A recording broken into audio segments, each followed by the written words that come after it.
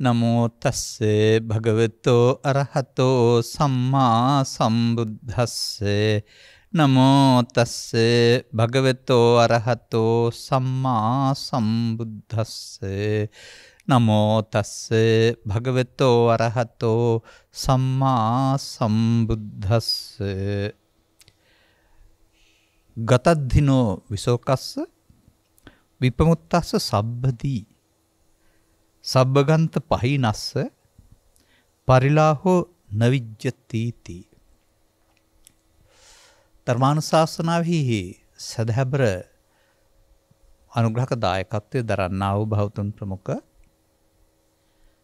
මේ මොහොත අපට සවන් දෙන්නා වූ ධර්මකාමී සදහැබර පින්තුනි. අනුග්‍රහක භෞතුන් විසින් දෙන ලද කැමැති දේශනයකට ආරාධනා සහිතව අපි මේ මොහොතේ සූදානම් වෙන්නේ අපේ දහම් පෙළක තවත් ඊළඟ ඉලක්කයකට යන්න. මගේ මතකයේ නිවැරදි නම් මෙම ගාථාව තුළ මාධ්‍යයක් තුළ කවදාවත් මම ධර්ම දේශනාවක් කරලා නැහැ. එයින් කියවෙන්නේ එය මගේ පරිශ්‍රණයට ලක්වුර නෑ කියන එක නෙමෙයි. එතරම් ගම්බීරයි, එතරම් සුදුසුයි. ඒ අනුව මේ ධම්මපදයේ අරහන්ත වග්ගයයි. ධම්මපද කියන්නේ කොමක් කියලාද මම ඔබට පැහැදිලි කරලා තියෙන්නේ. ධම්මපද කියන්නේ මාවත, ධම්ම කියන්නේ නිවීම. ධම්මපද කියන්නේ නිවන් මඟ. එනම් මේ අරහන්ත වර්ගයේ තියෙනෙත් රහතුන් පිළිබඳ විස්තරයක් නේ. ඇයි අපට ඒක කියලා ඔබට අහන්න බැරි නැහැ? නෑ, මේ පෙන්වන්නේ ਸਰව සම්පූර්ණ මිනිසෙකුගේ පූර්වාදර්ශය. මිනිස් ලෝපන් සැබෑ මිනිස් හදවතක් හිමි, සැබෑ සංවේදී බවක් හිමි මානසික ගුණාංග වලින් පිරි කෙනෙකුගේ ආධ්‍යාත්මිකය. ඒ අපි හොයලා බලලා අපට එහෙම වෙන්න බැරි ඇයි? අපිත් එතෙන්ට යා යුතු නේද? යන්න නම් අපට තියෙන බාධක මොනවාද? අන්න ඒ ටික මේකේ තියෙනවා. සාමාන්‍යයෙන් ඔය අන්තිම පදේ ගන්නකො පරිලාහෝ නවිජ්ජති කියන එකේ තේරුම.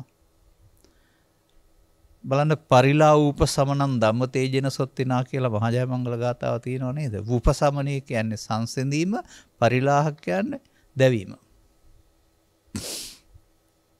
මේ ගිනි වලින් දැවීම නෙමෙයි. නමුත් මිනිස්සුන්ගේ ජීවිතයේ තියෙනවා රාග දේශ මොහ වල ගිනි වලින් දැවීමක්.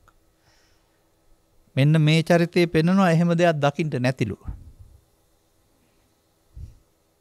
අපි මේකට පරිලාහය කියන කෙනුවට තේරෙන භාෂාවෙන් ගනිකො පරිදාහය කියලා.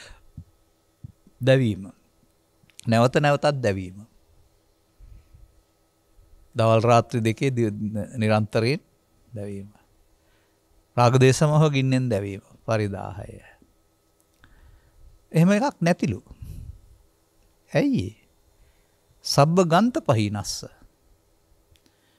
ගන්ත කියන්නේ ග්‍රන්ථ නෙවෙයි. ගන්ටි, ගන්ත ගැට, බන්ධන. එතකොට සියලු බන්ධන ප්‍රහීන කරලා දැම්මා වූ. ඊළඟ පදයට විපමුත්තස්ස සබ්බදී. විපමුත්ත කියන්නේත් මිදෙනවට. සබ්බදී කියන එකේ සබ්බ උපදී වගේ සියලු කරදරවල හේතුවලින්, බාධකවලට හේතුවලින් මිදුන පුද්ගලයාට විපමුත්තස්ස. එහෙම කියන කාරණේ ගන්නකො. ඊට පස්සේ තව වචන දෙකක් තියෙනවා. ගතද්දිනෝ විසෝකස්ස. සෝකස්ස තේරෙවින්නේ ඔබට? යන්න දාලා ගන්න. එතකොට කියන්න පුළුවනි ශෝකයන්ගෙන්ද මිදුණ. ශෝක රහිත. තව ඉතුරු පදයක් තියෙනවා. ගතද්දිනෝ. ඒකට අපිට ගන්න පුළුවන් ගත. ඒ කියන්නේ සසර ගමන ඉක්මවා ගිය.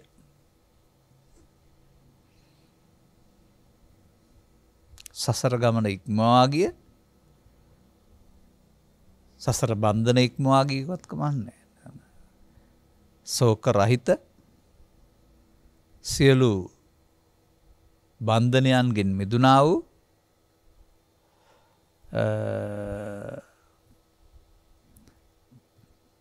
පුද්ගලයාට දැවිල්ලක් තැවිල්ලක් නැහැ. දැන් එහෙනම් දැවිල්ලක් තැවිල්ලක් තිබෙන්නේ කාටද? අන්න එතන ඊට පස්සේ දැවිල්ල තැවිල්ලට හේතු හොයලා බලලා අයින් කරගන්න එක තමයි බුදුවරයෙක් ලෝක පහළ වෙලා දහමක් දේශනා කළාම ශ්‍රාවකෙක් බවට පත් වුණාම අර කෑම්බීම් ඇඳුම් පැළඳුම් සහ සාමාන්‍ය වුමනාවන් ඉටු ගැනීමට අමතරව කරගන්න තියෙන දේ. සාමාන්‍ය වුමනාවන් හෝ සාමාන්‍ය යුතුයකම් හෝ යම් ආකාරයකට ඒ පුද්ගලයාට යම් ආකාරයේ වෙනස් වෙන ආකාරයෙන් පැවරෙනවා. ඒවා පැහැර හැරීමක් හෝ මගහැර යාමක් හෝ තුලින් ආත්මාර්ථක කාමී වීමක් මිනිසත්කම රජ කරන සමාජයකට ගැලපෙන්නේ නැහැ. මේ අති මානසිකත්වයට නෙමෙයිපත් වෙන්නේ. මේ ආත්මාර්ථකාමී වෙලා මානසිකත්වයටපත් වෙන්න පුළුවන් කියලා මානම් විශ්වාස කරන්න එහෙම නැහැ. ඒක මානසික ගුණාංගවලම පිරිපුන් බවක්. ඉතින් ඔය අම්මට තාත්තට සලකන එක, දූදරුවන් බලා ගන්න එක, අසරණයන්ට පිහිට වෙන එක, දුකටපත් අය ගැන සංවේදී වෙන එක මේවා ආත්මාර්ථකාමී වැඩද? ඒවා මානසික ගුණාංගනේ. ඒ මානසික ගුණාංග වලින් පිරිපුන් පුද්ගලයෙකුට මානව හිතවාදී බවක් තියෙනවා, නැත්නම් සතුටක් තියෙනවා. අන් අයගේ යහපත වෙනුවෙන් කාලය ධනය සමය කැප කරලා ඔහු ඒකෙන් දුක් විඳින්නේ නැහැ. ඔහුට ඒකෙන් පව් පිරෙන්නේ නැහැ. දැන් මේකේ අනිත් පැත්ත අපි හොයන්න වෙනවා. අන්න ඒ අනිත් පැත්ත තමයි එහෙමනම් මේ කියන දුක් වලට හේතු. අන්න ඒ ටික අපි තුල විශ්ලේෂණය කරලා බලපුවාම මේ අපි ඉන්න තැන, මේ ඉන්න මඩ ගොහරුව මේකෙන් ගොඩ යන්න මොකද කරන්න ඕන කියන කාරණාව මේ ගාථාව තුල හරිය ලස්සනට තියෙනවානේ.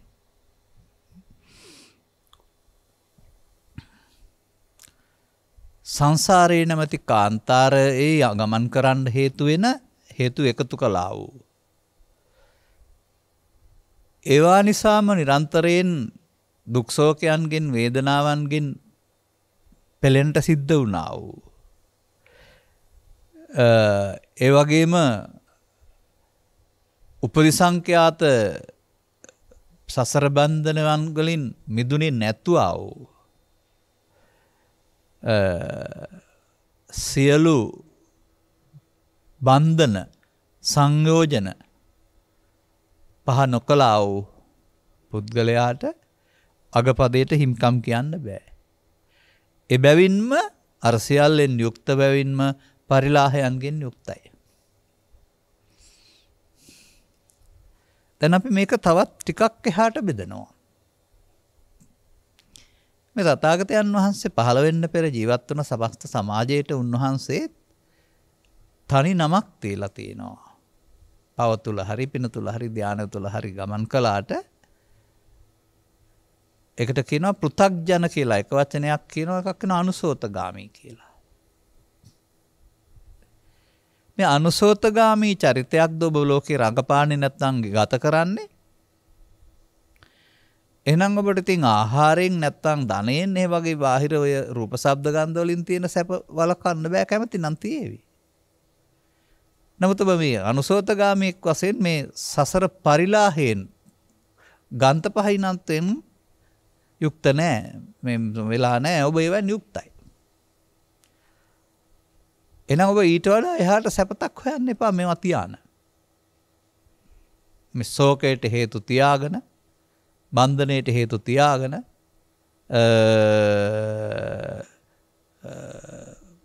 පරිලාහයට හේතු තියාගෙන ඒ කියන්නේ දුකට හේතු තියාගත්තාම දුක එන වැරුණාම වෙන මොනවද හම්බ වෙන්නේ?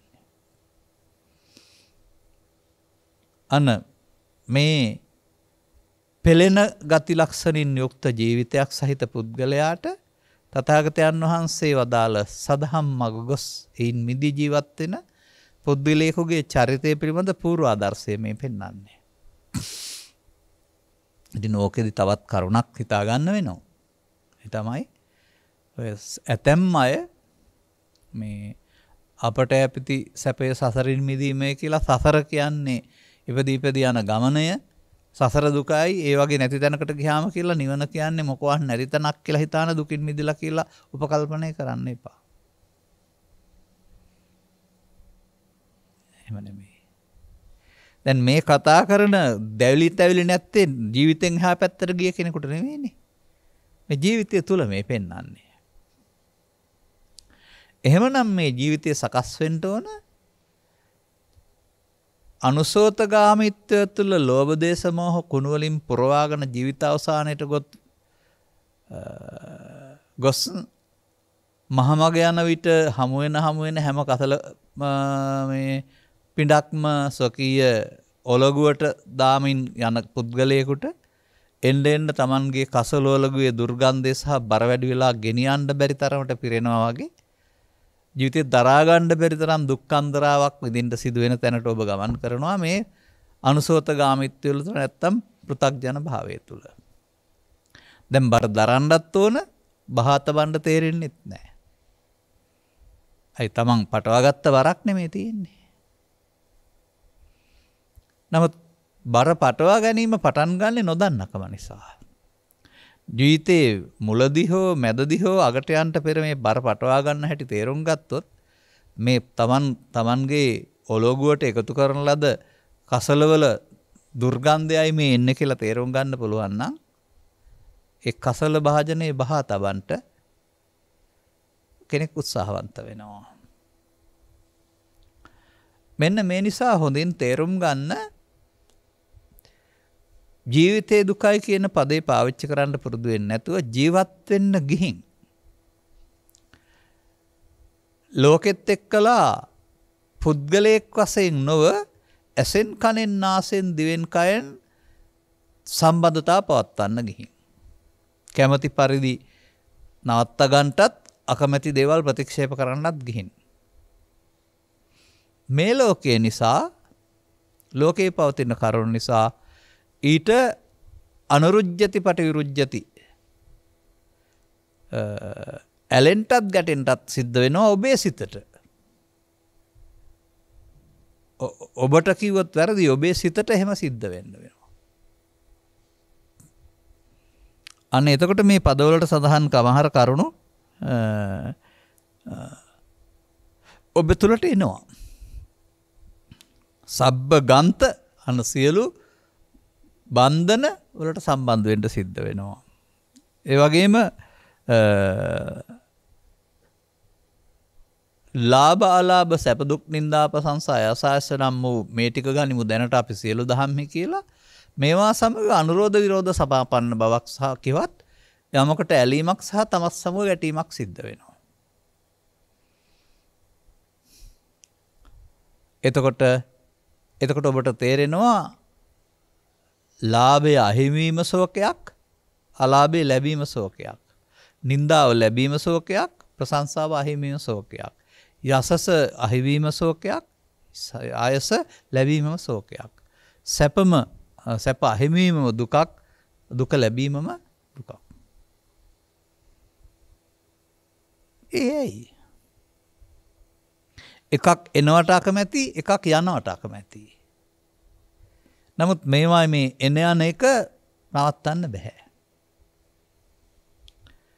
මම සමහර වෙලාවට කියන්නේ මේ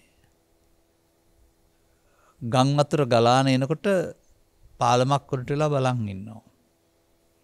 ගම් වතුරේ වටිනා භාජනයක් නැත්නම් වටිනා දෙයක් පහළ යනවා. ඔබට ඒකට ආස ඇති වෙලා ඔබ මේ ගම් වතුරට පැන්නොත් පැන්නේ මේක ගන්න. නමුත් ඔබටත් ගම් වතුරට අහු වෙන්න වෙනව නේද? අන්න වගේ මේ නිරන්තරයෙන් කැරකෙන රෝධයක් වෙන ඇති වෙන නැති වෙන ධර්මතාවයක් කරන ලෝක ධර්මයන්ගෙන් යමක් සමග ඔබට ඇලෙන්න ගියොත් ගැටෙන්න ගියොත් ඒවා නිසා ගසාගෙන යන නැත්නම් ඇති නැති වෙන මේ ඉරණම ඔබට හිමි වෙනවා. එතන පහලට ගසාගෙන යාම නෙමෙයි මේක දුක සැප දෙක නිති පෙරලේරිය සැකලෙක් ලෝක හරේනේ. එනිසා මිනිසා අතින් සිදුවෙන දෙයක් වශයෙන් මම දකින්නේ මේ නොදන්නාකම නිසා සුදුසු නැති දෙයක් කරන්න ගිහින් වෙනස් නොවනවයි කියා වෙනස් වෙන දෙයක් කෙරෙහි වෙනස් නොවන ආකාරයෙන් බැඳෙන්න ගිහින් මේ පරිලාහය මේ දැවීම ඇති වුණයි කියන එකයි. ඒක තථාගතයන් වහන්සේ පැහැදිලි කරවා දාරන්නේ පැවිද්දන්ට හරි බෞද්ධයින්ට හරි අත්නිරණමක් විදිහට නෙමෙයි. මේ ලෝකෙම ජීවත් වෙන මනුස්සයින්ට මේ අනුසෝතගාමිත්වල අඩු වැඩි වශයෙන් හමු වෙන්නා වූ ඉරණම. සමහර විට නීතිය සදාචාරය ආරක්ෂා කරන රටක මෙතරම් මේක නැති වෙන්න පුළුවන්. ඒ මෙතරම් නැති වෙන්නේ අර සමාජගත වෙන්න තියෙන දුක් ටික පාලනය වෙලා තියෙන නිසා. ඒත් ශෝක පරිදේව දුක් දුම්නස් කියලා කතා කරන්නා වූ ගහගන්න බැනගන්න කපා ගන්න කොටා ගන්න වෙඩි තියා ගන්න ඒවයින් ඇති වෙන්නා වූ අවුල ඔවුනොවුන් ඈත් වීම තුළ ඇති වෙන්නා වූ අප්‍රසන්න භාවය මේ ලෝකෙ කොහේ ඉපදුනත් පොඩි පොඩි වෙනස්කම් සහිතව සිදු වෙනවා. දැන් ලබාගත් ජීවිතයක් නැතිබෙන්නේ. මේක හමාර වෙන්න ඕන. හමාර වෙන්න අකමැති වුණත් හමාර වෙනවා.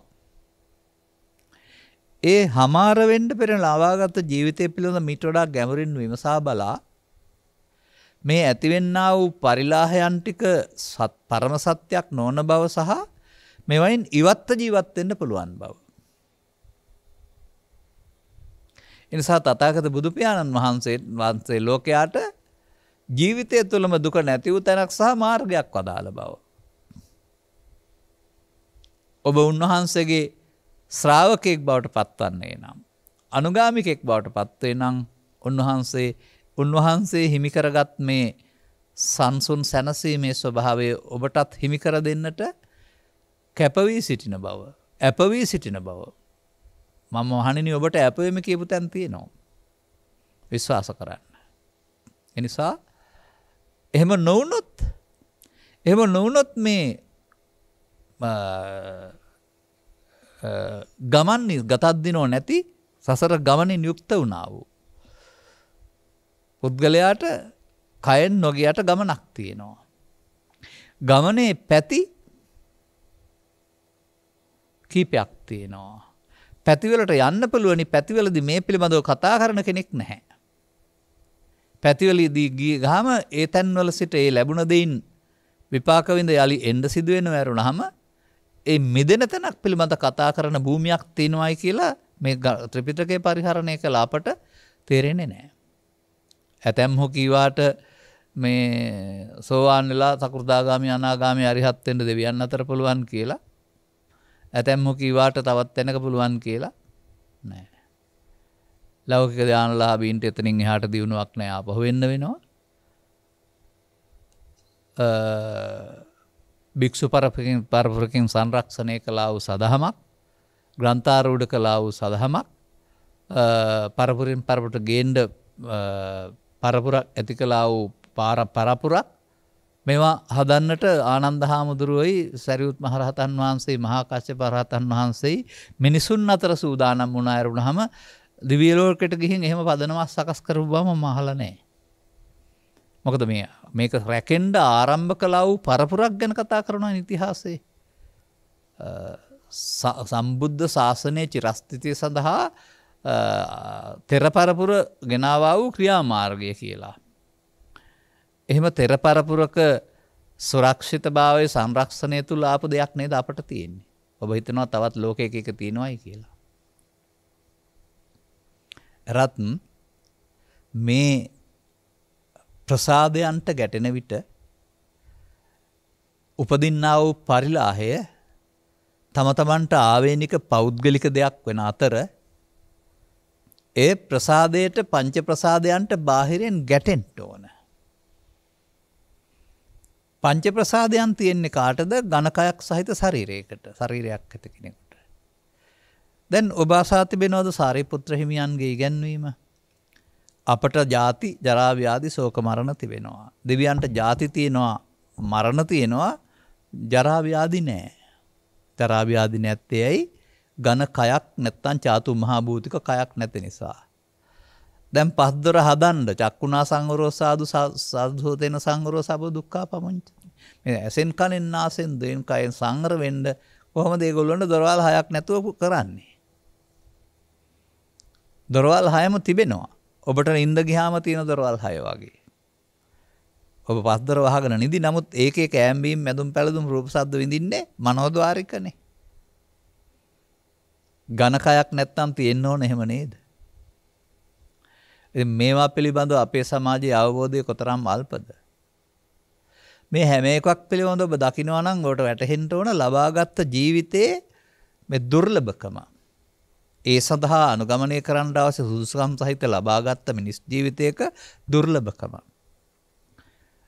තථාගතයන් වහන්සේ වැනි උතුමෙක් මේ සඳහා මනුස්ස පටිලාභෝච සද්දම්මස්සච දේශනා කියලා අවම සුදුසුකමක් පෙන්වා වදාරන්නේ නැත්නම් මනුස්ස ප්‍රතිලාභයට දොරවල් 5ම ලැබෙනවා. ඒ වගේම අදාළ සදහම් පරිසරයක නැත්තම් තිබෙන රටක උපදින්නේ නම් ඒ තථාගතයන් වහන්සේලා වදාලා වූ දම් දෙසුම් ආශ්‍රයෙන් සදහම් මග විවර වෙනවා.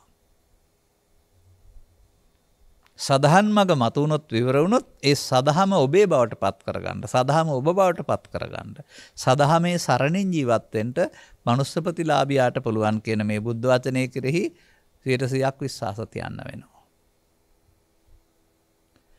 දැන් ඔබට උනේ මොකක්ද? මේ මග යන්න බැරුව ඔබට උනේ මොකක්ද? වැහුනේ මොකක්ද? ඔබට මෙබඳු අධ්‍යාත්මික විමුක්තියක් මේ ලෝකේ ජීවත් වෙන්නට බුදුවරු හෙළි කරව දාලා වූ හොයාගත්තා වූ ධර්මයේ නැමැති දිවයිනක සරණක ජීවත් වෙනකොට මේ පරිලාහයන් මේ දුක්ඛයන් නැහැ කියන කාරණේ තේරුණේ නැහැ. ඒ නිසා ඔබට කැමති පරිදි ජීවත් වෙන්නට ලෝකේ සමග සම්බන්ධ වෙනවා. තම තමන්ට රුචි අරුචි පරිදි රූපයට, ශබ්දයට, ගන්ධයට, රසයට හමු වෙන කාරණා වලට ඇලෙමින් ගැටෙමින් කැමැති 4ක් සහ අකමැති 4ක් හදා ගනිමින්, එමත් නැත්නම් ඒවා යටතේ ඇලෙමින් ගැටෙමින් ලෝභ මොහ සහ ද්වේෂ මොහ කරමින් ඇලෙමින් සහ මුලා වෙමින්, ලෝභ මොහ ගැටෙමින් සහ මුලා වෙමින්, දෝෂ මොහ කරමින් ඔබ වෙනත් ගමනක් එනවා ළමා කාලේ ඉඳලා. මේ එන ගමනේදී චිත්තාභ්‍යන්තරයට අර කසල පිරෙන එක සිදු වෙනවා. කැලි කසල, කෙලස් කසල. එතකොට තථාගතයන් වහන්සේ ඒ අනුසෝතගාමී පුද්ගලයාගේ චරිතය නම් කරනු ලබනවා පරිහාන ධම්මං වෝ භික්ඛවේ දේසිස්සාමි. ඒ යන්නේ ධනෙන් පිළිහෙන්ට නෙමෙයි, නමුත් ලබාගත්තා වූ මානසික ගුණාංගයන් අහිමි කරගනිමින් ඔහු යන්නේ පරිහානිය කරා. අන්න එහෙම ඒකෙදි සිදුවෙන්නා වූ විපුලත්වයක් පිළිබඳව. විපුලත්වය කියන්නේ වේපුල්ලන් නැත්තම් බලවත් වීමක් පිළිබඳව. ස්වභාවයෙන්ම මේ අනුසෝතගාමියා ආරම්භයේ සිටන් මුලමැද ගොස්සේ අඩු වැඩි වශයෙන් මොකද වෙන්නේ? රාග වේපුල්ලන්, දේශ වේපුල්ලන්, මෝහ වේපුල්ලන්. රාග හැඟීම හෙවත් කාම නැත්නම් ඇලීම, ද්වේෂ හැඟීම හෙවත් ගැටීම, ඒ දෙක සමග යෙදෙන්නා වූ ඒවාට අයිති දේවල් මමත්වෙන් ගැනීම නැමැති මුලාව. කියන මේවා විපුලත්වයට පත්වෙමින් එනවා. දැන් මේ විපුලත්වයට පත්වෙමින් එනවා කියන එකේ තේරුම සැප සම්පතින් පිටිතැන සිට ඈතින් ඈතට යමින් ඒවට අදාළ දුකින් යුක්තව ජීවත් වෙන්න සිද්ධ වෙනවා, නැත්නම් දුක කරා පනවමින් ඉන්නවා. මේ ඔබට අනුසෝතගාමීත්වය තුළ හිමි කර දෙන්න ආවිරණමයි. මේකට අනතුරු ඔබ පුරුදු වෙන්නේ ලෝකෙට දොස් තබන්න. නිස්කලංකව ජීවත් වෙන්න දෙන්නේ නැහැ. නිරන්තරයෙන් විවිධ දේවල් වලින් ඔබ කලන්දමින් දුක් විඳිනවා. අටලෝ දහම, හතුරා මිතුරා, තම ලෝකෙ සිදුවෙන සිද්ධීම්, බලාපොරොත්තු සුන්වීම් ආදී නොයෙකුත් කාරණා ජීවිතේ එපා කරනවා. එහෙමයි ඔබ මේ ලෝක දිහා බලන්නේ. දැන් මේකට තව වචනයක් තිබෙනවානේ. අන්න ඒ වචනේ ඊට පස්සේ හොයාගන්න වෙනවා. ඔබ මේ එන ගමනේදී මේවා ලැබෙන්නේ මටමයි කියලා වචනයක් කතා කරනවා. ඒ මම කොතනද කියලා ඔබ හොයාගන්න දන්නේ නැහැ. ඒක සමහර විට ශරීරයට කියලා හිතනවා වෙන්න ඇති. එහෙම නැත්නම් කයන්න යන්න මම මායන්න මම කියලා හිතනවා වෙන්න ඇති. ඒ දෙකේමත් වැරදක් තියෙන බව තථාගතයන් වහන්සේ වදාරනවා. තථාගතයන් වහන්සේ වදාරන්නේ එහෙම නෙමෙයි මම හැදෙන්නේ කියලා. අන්න අපි එතකොට මේ අපි අමාරු වැටෙන ආකාරය පිළිබඳව කතා කරන්න තව ටිකක් එහාට යනවා. එවිට අපි තවත් තැනකින් ගන්නවා මේක. අවුරුදු 60ක් 70ක් තිබෙන බැවින් කයේ පුද්ගලයෙක් ඉන්නවා කියලා හිතුවට කමක් නැහැ. හරි නෑ, සාධාරණ නෑ. නමුත් ඒකේ කිසි ඉන්නවා පෙනෙන නිසා. නමුත් තථාගතයන් වහන්සේ මේ මම නැමැති පුද්ගලයා විවරණය කරනු ලබන්නේ මේ කියන කය තුලින් නෙවෙයි. මේ කය තුල පරිහරණය කරන්නා වූ සිතක් ඔබට තිබෙනවා. මෙය මව් කුසෙන් බිහි වූ තැන් පටන් මැරෙනතුරු තිබෙන දෙයක් වශයෙන් ලෝකයා දුටුවාට, කායසිත එකතු කරගෙන සත්වයක් වශයෙන් ලෝකයා දුටුවාට තථාගතයන් වහන්සේ කායසිත දෙකට බෙදා කයේ තරම් විග්‍රහ කරන්නේ නැතුව සිත තුළ මේ අවුල විශ්ව කරනවා. විග්‍රහ කරමදී ඔබ දකින්නවද ඔබට සිත් උපදින්න තැන් හයක් මේ ලෝකෙට එනකොට දීලා තියෙනවායි කියලා. ඇහෙන් සිත උපදින්න, කනෙන් සිත උපදින්න, නාසයෙන් සිත උපදින්න, දිවෙන් සිත උපදින්න, කයෙන් සිත උපදින්න. ඔය ඔබ කියන පස්කම් සුව විඳිනවා කියන කටයුත්තේදී බාහිර දේවල් උදව් වලින් ඊට අදාළ සිතක් තමයි ඔබේ ඇහි කනේ නාසයේ උපදින්නේ.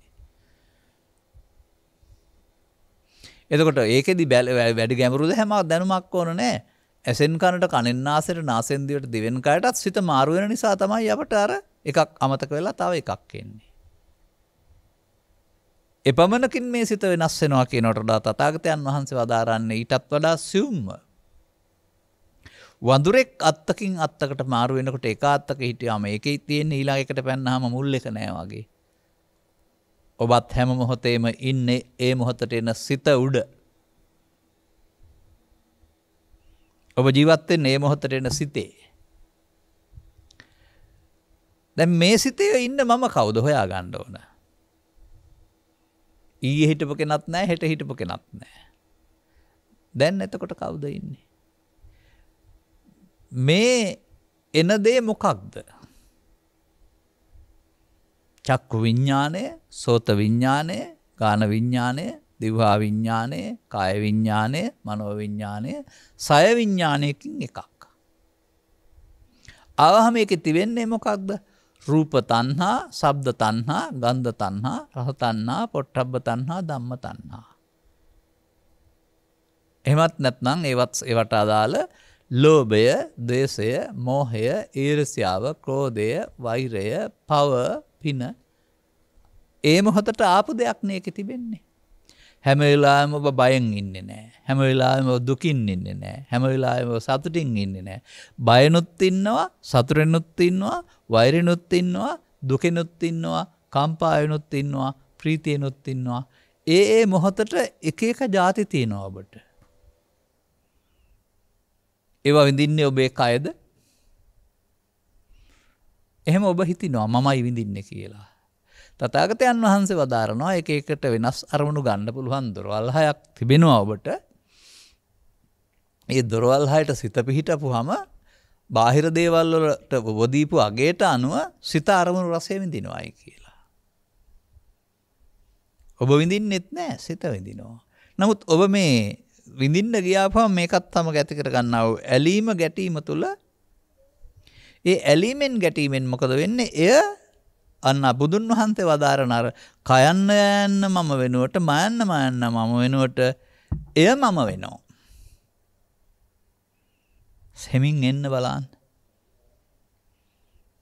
එතකොට එහෙමනම් දවසකට ඔබට මේ මමවල් කීයක් උපදිනව ඇද්ද?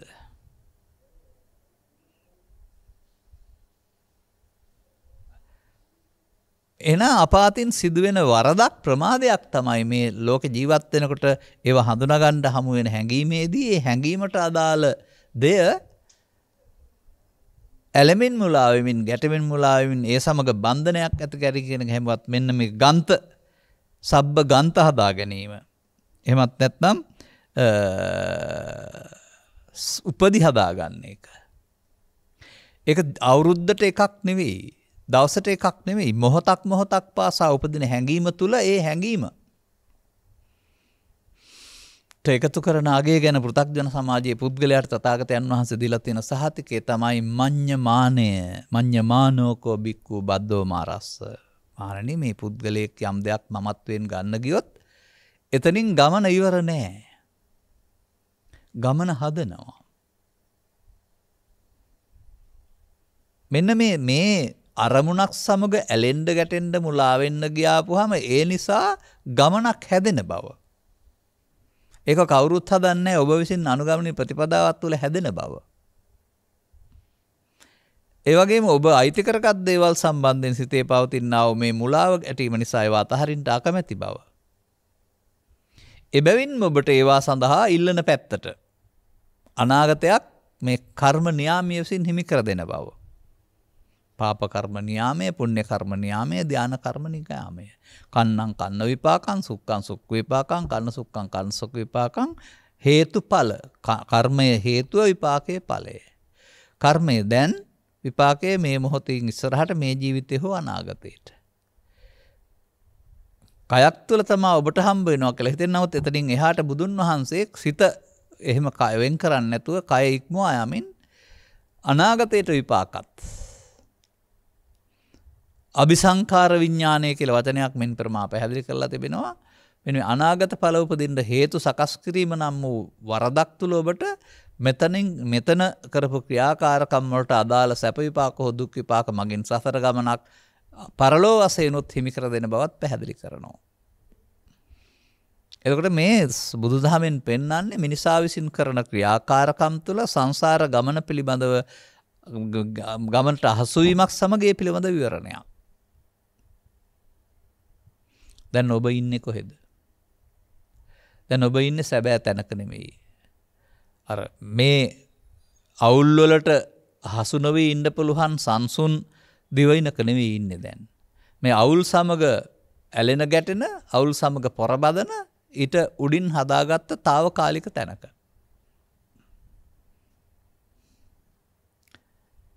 මේ తాවකාලික තැනට කියන්නේ සටන් භූමිය කියලා. මේ తాවකාලික තැනට කියන්නේ ඒ මොහොතට ඔබේ ඇති තත්ත්වයේ ඉක්මවා යමින් ලෝභ දේශ මොහ සංකලනය කරගෙන හදාගන්නා වූ පංච උපාදානස්කන්ධය කියලා. දැන් එන්න ඇත්තේ මෙහෙට සැප විඳින්න. නමුත් දන්නේ නැතිකමින් පාර වරද්දා ගැනීම. දැන් ඔය ගමනක් යන්න ආපුවම පාරේ ගියොත් වරදින්නේ නැහැ. වෙන පාරක පාරවල් තියෙන නිසා වෙන පාරක ගියොත් පාර වැරදීමේ පීඩාවටපත් වෙන්න වෙනවානේ. ස්කන්ධ පහකින් ලෝකය හඳුනාගෙන ඇලෙන්නේ ගැටෙන්නේ නැතුව ඊට වඩා හොඳ සුවකින් ජීවත් වෙන්නට ලබා දුන්න ජීවිතය ඒ සුවය වෙනුවට වැඩියෙන් සැප හොයන්න ගිහින් ස්කන්ධ පහ පංච උපාදානස්කන්ධයක් බවට පත් කරගෙන වරද්දාගෙන දැන් ඔබ ජීවිතේ පංච උපාදානස්කන්ධය තුල දෙන්නා වූ පරිලාහය විඳවනවා.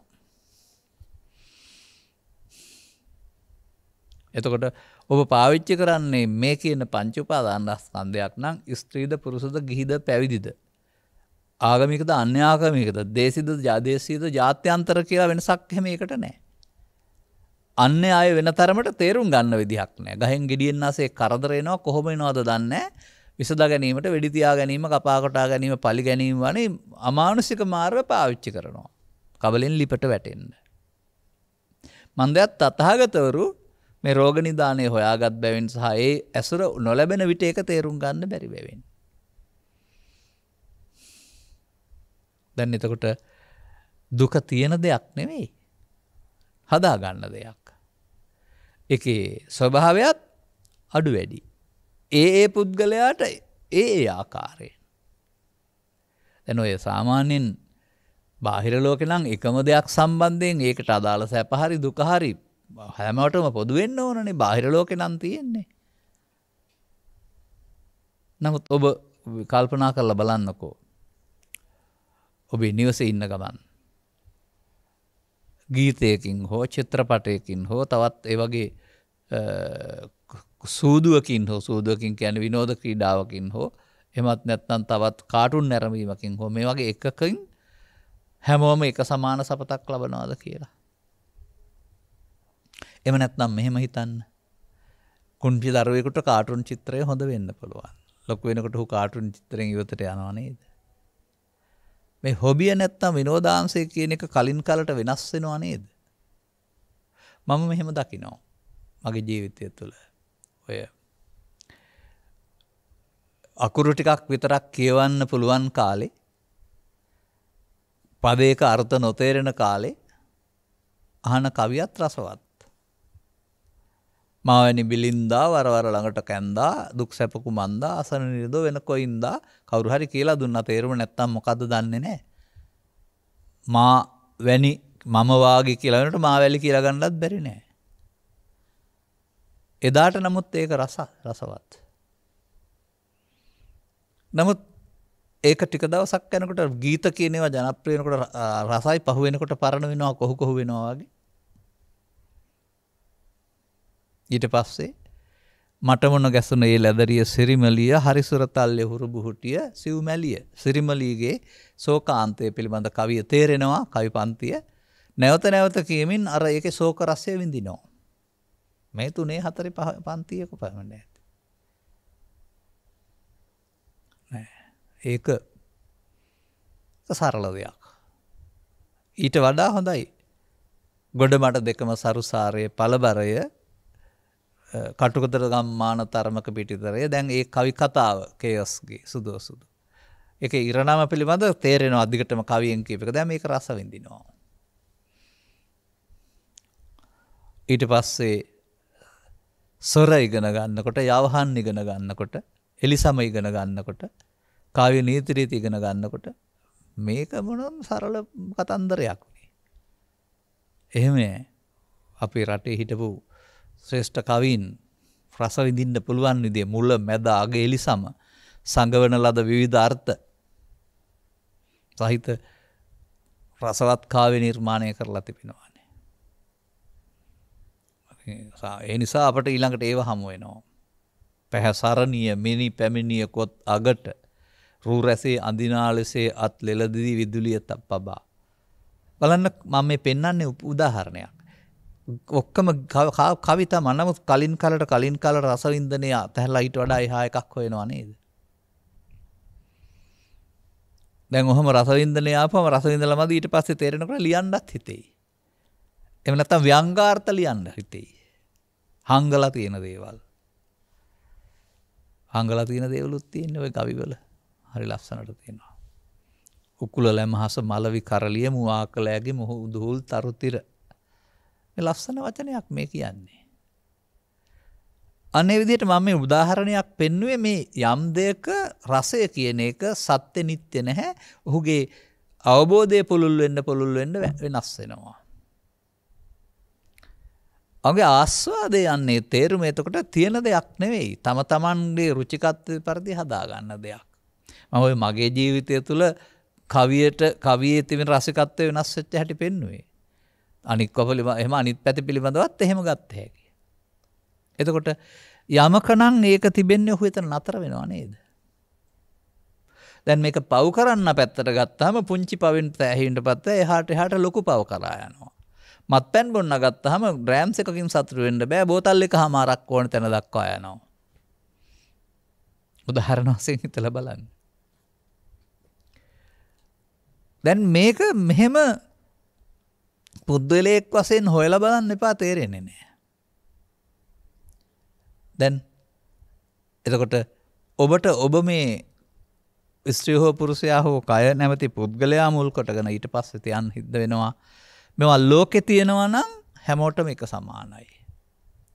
නමුත් මේ ඒවත් තුල හදාගන්නා වූ තම තමන්ගේ රුචිකත්වයට අනුව තමයි මේ ඇල්ම හෝ ගැටීම ඇති වෙන්නේ. තථාගතයන් වහන්සේ සඳහා වදාරනු ලබනවා මේකට කියන්නේ ආස්වාදය. ආස්වාදය කියන්නේ නිකම්ම සතුට වෙන එක නෙමෙයි. ඇලීමෙන් යුක්තව ගැටීමෙන් යුක්තව මමත්වයෙන් ගැනීමෙන් ලබන සතුට. හැබැයි ආස්වාදයට ආදීනයක් එකතු කරලා තියෙනවා. ඒක තමයි ඇමගිලින්ට ගිය මාළුවාට වෙන දේ.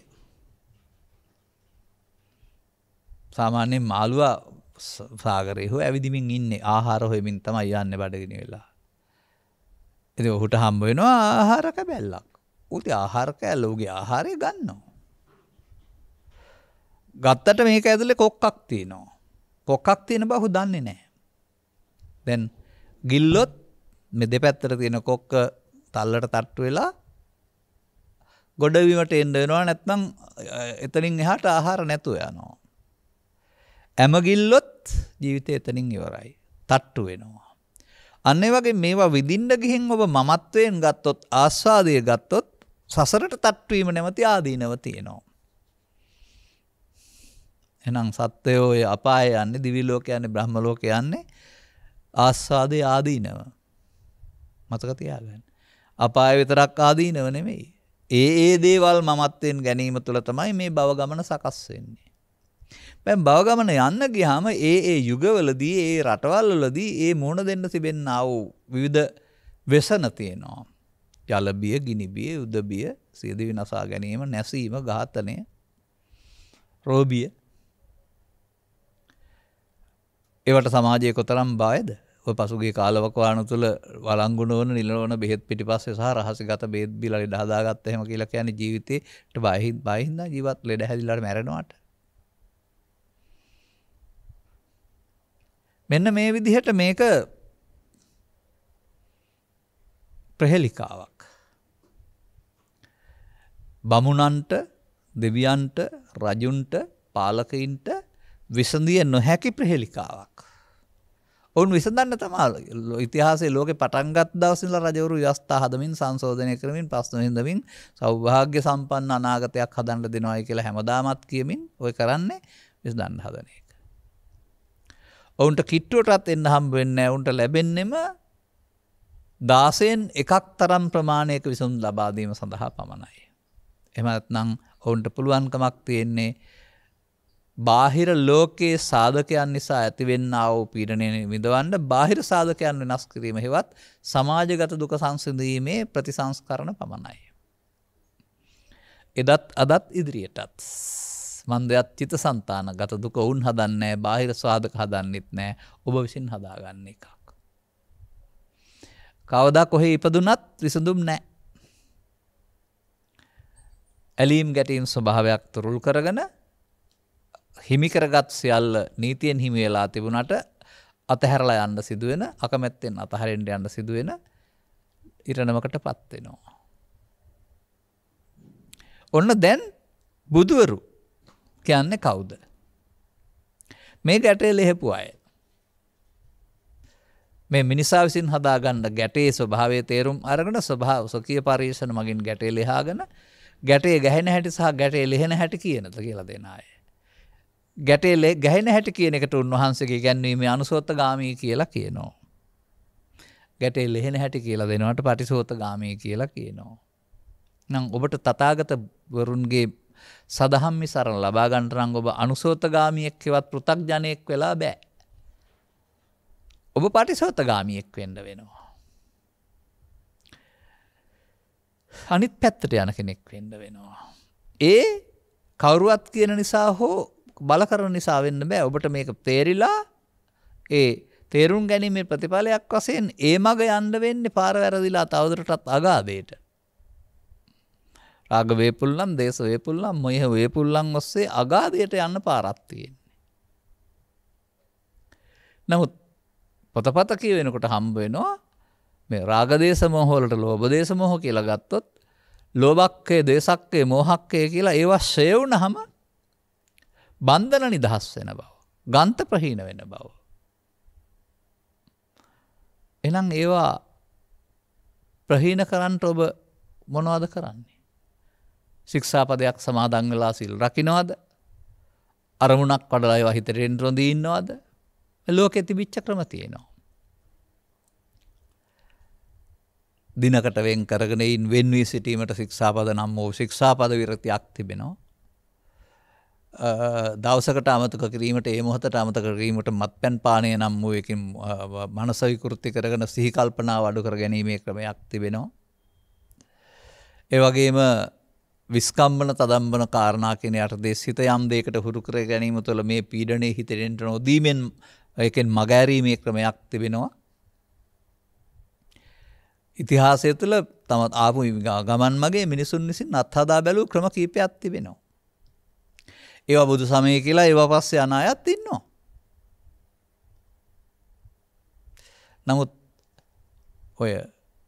ඔය කියන එකම පාරක තුලවත් පාරකවත් විශේෂයෙන් බුදු සමය තුළ පෙන්වා වදාළ මේ සසර දුකින් මිදීමට අවශ්‍ය තෙරුවන් සරණ කියන එක නෑ. ඒ කොහෙද තියෙන්නේ අපේ රටේ බෞද්ධ අතරත් නැතිකොට. අපි තෙරුවන් සරණ මොකටද කියන්න දන්නේ නැහැ කියන්නනේ දන්නේ. ඔය පාලි පුංචි කාලේ කියවලා ඊට පස්සේ බුදුන්ගේ සරණ ධර්මයේ සරණ සංඝයාගේ සරණ. පාලිය සිංහලට පරිවර්තනය කළා පොත්වල තියෙන්නෙත් එහෙමයි. කිව්වහම හරි කියලා හිතෙනවා.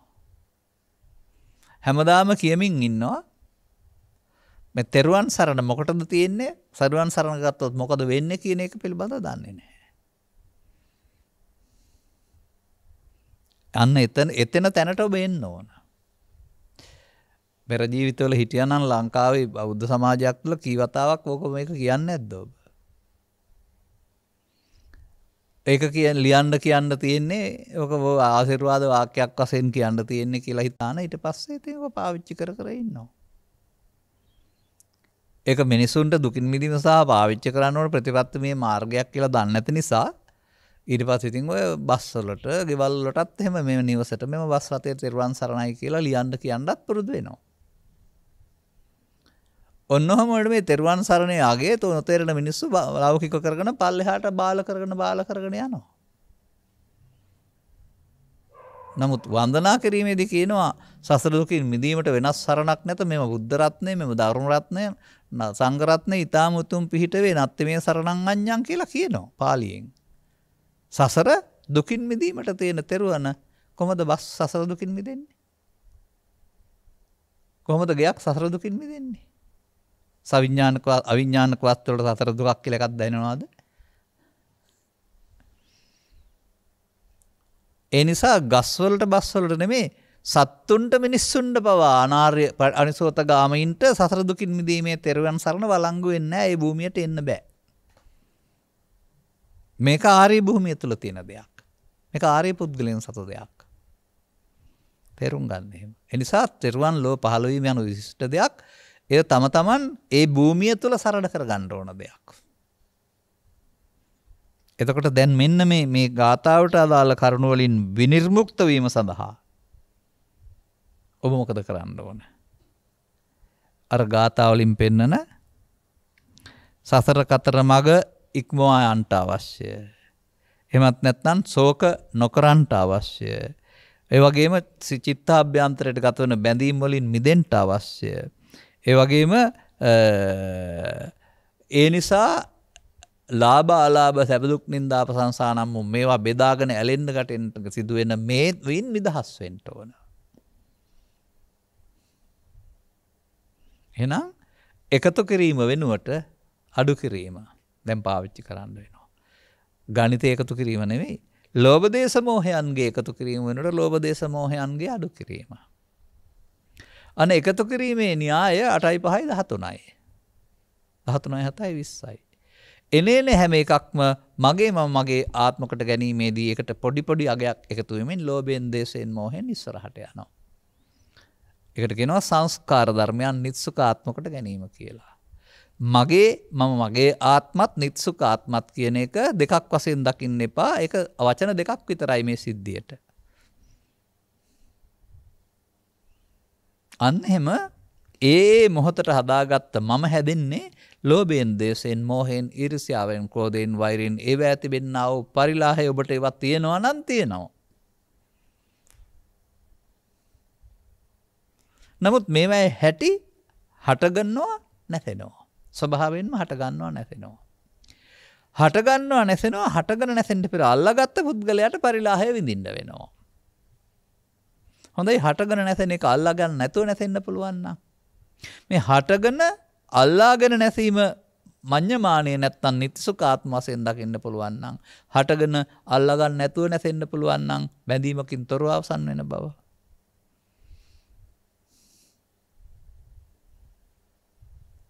එතකොට එහෙමනම්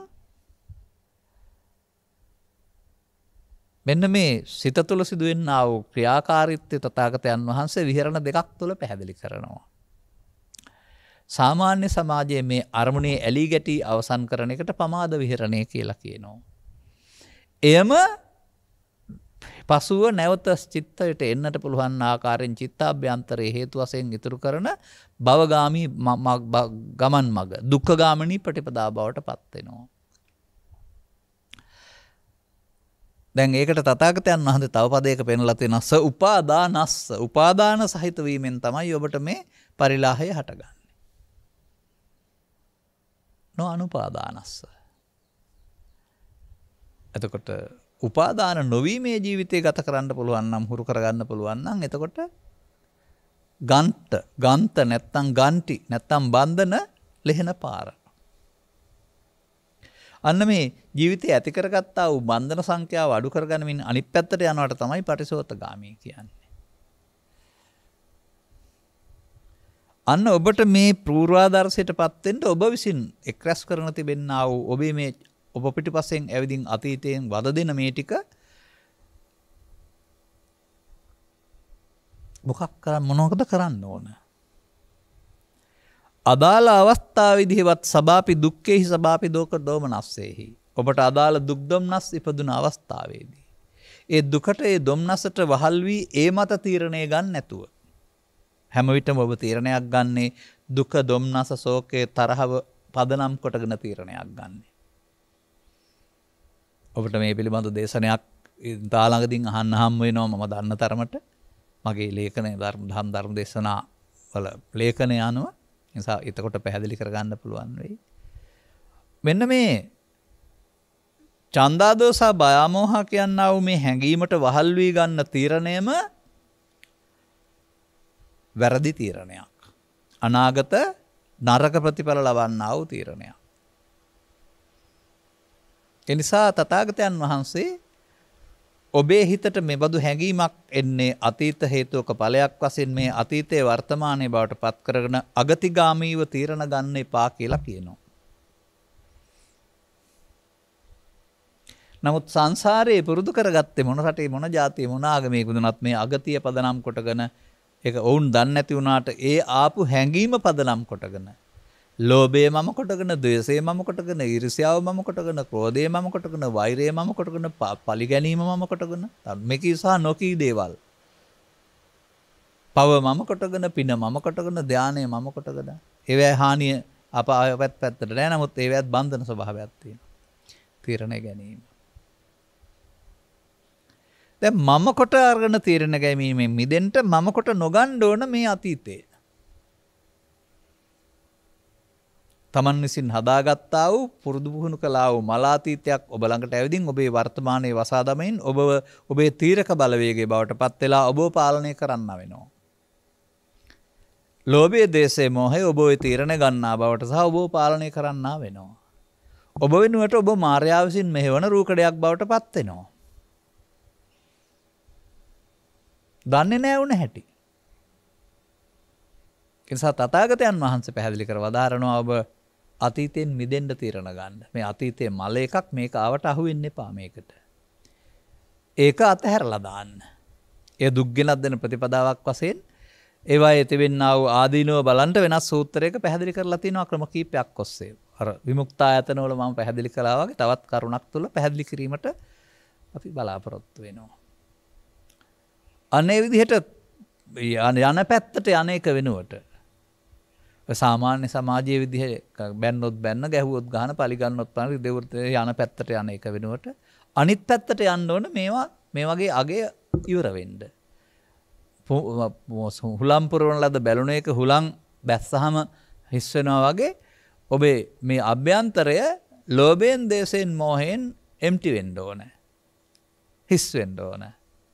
අන්නේ හිස් කරන ප්‍රතිපදාව යන එක පටිසෝතගාමී කියලා කියනවා. යමකට වැඩෙන්න පුළුවන් නම් මම මගේ ආත්මකට ගනිමින් පියවරක් පාසා දුක් 100 දක්වා එහෙම ගන්නෙ නැත්නම් ඒකට සේ වෙන්නත් පුළුවන්. ඒවා නිසා වැසී තිබෙන්නා වූ සංසුන් බව ඒවා නැති වෙනකොට විවෘත වෙනවා. එතෙක් සංසුන් බව තිබුණේ නෑ නෙවෙයි. සංසුන් බව තිබුණා මේ නොසන්සුන් බවෙන් වැසී ගියා. නොසන්සුන් බවට ආයුබෝවන් කියනකොට සංසුන් බවක් ඉතුරු වෙනවා. බොහෝ කල් පෙරම් පුරාගෙන ගිහින් අනාගතයේ කාගේ හරි උදව්වෙන් ලබන්න හිතන් හිටපු නිවීම එතන තියෙනවා කියලා තේරුණ දවසට කොහෙද හොයන්න ගියේ කියලා තේරෙවි. මට ඉතින් ඒවට මතක් වෙන උදාහරණ තියෙනවා.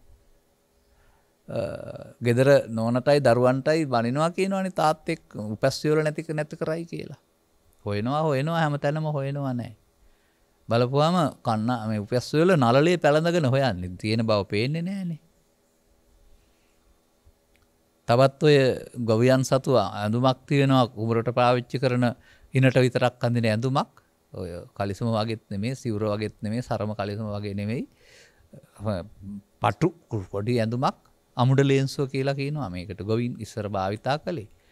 ඉතින් දවසක් ඔය එක තාත්තා කෙනෙක් තමන්ගේ අමුඩ ලේන්සුව නැති වෙලයි කියලා හැමතැනම හෙව්වයි කියනවානේ. හැබැයි හොයලා තියෙන්නේ ඉනේ පැලඳගෙන. දන්නේ නැතුව. අන්න ඒ වගේ මේ නිවීමක් හොය තියාගෙන නිවීම වහගෙන නිවන් හොයන જાතියක් නෙමෙයි. තමන් ළඟ නිවීමක් තියාගෙන ඒක ලෝභ දේශ මොහයෙන් වහගෙන දැන් හොයන්න යනවා. අර නීවරණ නම් වූ ටික අයින් කරගෙන බලන්නකෝ හැමදාම තිබුණ දේ ඔබට හමු වෙන්නේ. තේරෙනවද? මෙන්න මේ කරුණ පැහැදිලි කිරීම සඳහා තවත් ධර්ම දේශනාවකට දෙකකට මේ වෙනත් ආකාරයෙන් පැහැදිලි කරන ආකාරය. නැත්තම් මේ මොහොත මේකට පාවිච්චි නොකරන ආකාරය පැහැදිලි කරන දේශනාවට සවන් දෙන්නට තවත් දේශනාවකට සවන් දෙන්නට ආරාධනා කරමින් අපි කල් වේලා ගත වී ඇති බැවින් මේ ධර්මානුශාසනාව මෙසේ අවසන් කරනු ලබනවා. මෙම උතුම් ධර්ම දේශනාව ප්‍රඥානාලිකාව තුළින් ප්‍රචාරය කිරීම සඳහා හිල්සයිඩ් මාවත කිරිමැටි මුල්ල තෙලිජ්ජවිල ලිපිනෙහි පදිංචි චන්ද්‍රා හේරත් මහත්මිය ඇතුළු පවුලේ සියලු දෙනා විසින් සැදැහැති දායකත්වය දරා තිබෙනවා. අරමුණු අතර 2021 ජනවාරි 4 වෙනි දින හදිසි අනතුරකින් පරලෝසපත් වූ සෞඛ්‍ය අධ්‍යාපන නිලධාරී ඩී.ඩබ්ලිව්.එස්. ජයරත්න ස්වාමීපුරුෂයාට සහ වරහන් ඇතුලේ පියාණන්ටත් චන්දා හේරත් මහත්මියගේ මෑණියන් ජේම් රන්මැණිකා මහත්මියටත් පියාණන් වන එච්.එම්. උකුබණ්ඩා මහත්මයාටත් ධර්මසේන ජයසූරිය බණ්ඩාර නන්දාවතී සෝමලතා යන සහෝදර සහෝදරියන්ටත් එච්.එම්. කළුබණ්ඩා බාප්පා සහ එම පුංචි අම්මා ඇතුළු දෙපාර්ශ්වයේ නමින් මියගිය සියලු ඥාතීනුත් ගෞරවයෙන් සිහිපත් කරන අතර මෙම ධර්ම දානමය පුණ්‍ය කර්මයේ බලයෙන් ගෞතම ශාසනය තුළම නිවන් අවබෝධ කර ගැනීමට අවශ්‍ය යහපත් අධ්‍යාත්මික පරිසරයකදී සෑම භවයකම ඉපදේවා කියලා ප්‍රාර්ථනා කරා. හොඳයි. පින් බලාපොරොත්තු වුණ අනන්ත සතරේ සියලුම ඥාතීන්හට පින් අනුමෝදන් වේවා කියලා ප්‍රාර්ථනා කරනවා. සුජීවස් සිටින නැන්දනිය ඇතුළු පවුලේ සියලු ඥාතීන් නිදුක් නිරෝගී සුවපත් වෙත්වා කියලා ප්‍රාර්ථනා කරනවා. ශ්‍යාමලී, රෝෂණී, දිනෝෂිකා, දියණියන්ට සහ ශානක, ජානක, අසංක යන පුතුන්ටද තෙදාරා දෙව්දිනී, යදාරා මෙත්සිලුනී, සෙදාරා රන්දිනී, ජිත්සර බෝනුක, ජේවින් අනුරක් යන මුණුබුරු මිනිවිරියන්ටද නිදුක් නිරෝගී සුවපත් බව සමග ධර්ම මාර්ගයේ ගමන් කරමින් යහපත් පුරවැසන් වීමට අවශ්‍ය ශක්තිය ධෛර්යය ආශිර්වාදය ලැබේවායි කියලා ප්‍රාර්ථනා කරනවා. උන දරුවන් වෙනුවෙන් මව්පියන්ගේ බලාපොරොත්තු. ගෞරවනීය දේශකයන් වහන්සේ ඇතුළු සියලුම මහා සංඝරත්නයට නිදුක් නිරෝගී සුවපත් භාවය සහ චිරජීවනයේ උදා වේවා. උතුම් ධර්මදේශනය ශ්‍රවණය කළ සියලු ඥාති මිත්‍රාදීන්ටත් දුකින් අත මිදෙන මඟ තේරුම් අර ගැනීමට හේතු වාසනා වේවා. සියලු ලෝක සත්‍යා නිදුක් වෙත්වා නිරෝගී වෙත්වා සුවපත් වේවා. ප්‍රාර්ථනා සියල්ල පරිපූර්ණයි. අනුග්‍රහ වාසුන් වශයෙන් කටයුතු කළ ඔබ ඇතුළු සැමටත් මෙම කරුණු ඉහාත්ම වශයෙන්ම තේරුම් ගැනීම තුළින් ජීවිතයේ ලෞකික සහ ලෝකෝත්තර දෙකම ජය ගන්න මගටපත් වෙන්නට අවශ්‍ය ආධ්‍යාත්මික ශික්ෂණය ලබා ගන්නට මෙම කරුණු හේතු වේවායි සාදු කියලා ප්‍රාර්ථනා කරගන්න. සබ්බීතෝ විවජ්ජන්තු සබ්බ රෝගෝ විනස්සතු මාතේ බවත් අන්තරායෝ සුඛී දීඝායුකෝ භව හැම දිනාටම තෙරුවන් සරණයි.